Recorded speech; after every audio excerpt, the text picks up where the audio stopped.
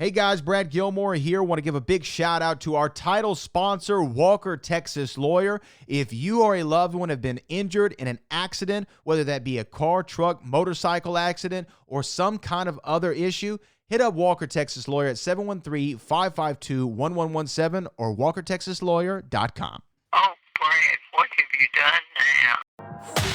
Broadcasting live from Houston, Texas, and around the world. TV host, best-selling author, and radio personality Brad Gilmore brings you a collection of conversations with stars from movies. Matthew McConaughey. Brad Gilmore. Mark Wahlberg. Hey, how are you? The legendary Mr. Christopher Lloyd. Christopher, how are we doing? I'm doing good. Great introduction. Jessica Alba and Lizzie Mathis. Ladies, thank you so much for joining me. Thank you. Kevin Costner joins us. Thank you so much. Thank you. Television. Jimmy Fallon joins us this morning. Jimmy, how you doing, my friend? Good morning. Thank you so much, Brad, for having me. I appreciate this, bud. Kelly Ripa. Brad, thank you for having me. Comedy. Jay Leno joins us. Jay, how you doing? Hey, Brad, what's going on? Chris Tucker is in the building. Chris Tucker, good morning to you. Hey, Brad, and good morning to you. How are you? George Lopez joins us right now. George, how are you doing, sir? Good morning. Music. Lola Monroe. Thank you. Thank you for having me. The legendary frontman of AC/DC, Brian Johnson, joins us right now. Brian, how you doing? Good morning, Brad. What lovely to talk to me. Funny lad. Megan Trainor. Thank you so much, Brad. You're awesome. Chloe Bailey joins us. I appreciate the time. Appreciate you. And more. This is The Collection. Now your host, The Boat. Brad Gilmore!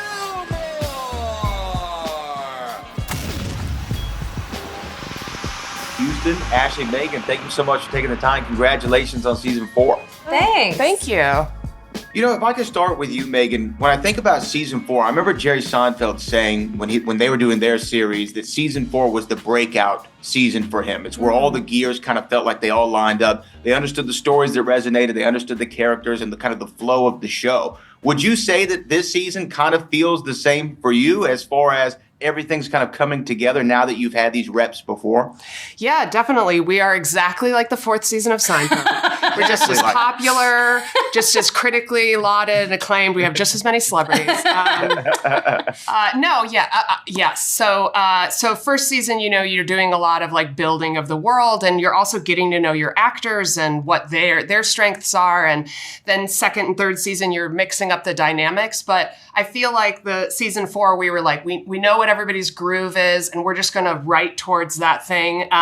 We got some curveballs, which are great this year, just in terms of like news stories that popped up that we felt like we should tackle from the gaming world and also from like personal experience of actors and things like that. So we had some like new, fresh things we weren't expecting, but everybody showed up and we knew exactly what they were great at. And you can just, this feels like the season where you can just say they're all going to a party, and then you kind of know what everybody's going to be like there. And that's what's so fun for the writers. So, yeah. Yeah, and Ashley, you know, kind of going off of what Megan just said, did you feel the same as far as season 4 and just kind of feeling that groove? Yeah, absolutely. I feel like, especially in the writer's room, like Megan was saying, you can tell where everyone slots in a really fun way. And I feel like seasons 2 and 3, we explored different things with the different characters. We decided Rachel was a lot dumber than we thought that she was in previous seasons. Well, because see, Ashley is smart. And so we were trying to write for that. And then we're like, oh, you play dumb. So funny. And so then we were like, forget it, your character's dumb. So I just feel like we figured out how everyone slots in with each other. And then we explored new relationships, like Joe having friendships and that kind of thing that played in really well into the 4th season. What I'm always fascinated by is, again, like I grew up on, there's a reason I referenced Seinfeld, is I grew up on that era of sitcom and, you know, with the laugh track and in the studio audience. And then when you have a single camera, you have to really rely on the writing and, you know, the editing and making sure that the joke works because you don't have that instant audience feedback. How do you kind of develop knowing what works and what doesn't work? Really for both of you, but Megan, we can start with you. Well, Ashley's our resident laugh track on set. She has a wonderful laugh you can hear from literally anywhere. So usually in the writer's room, we go based on like, is Ashley laughing? Because if she's not laughing, nobody's laughing.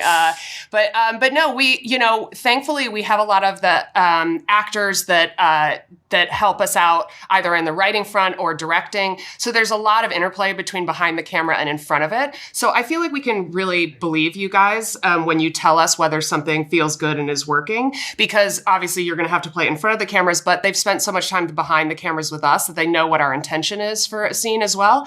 And frankly, we also try to be loose enough that when we get onto set, if something isn't working, we just improv and like find a new thing that kind of is. And so many of the great moments from the show have been little moments that we picked up because it was just funny to us on that day of doing that thing. So that helps, keep it fresh. And I feel like that's... Yeah. And I also would say to blow smoke up...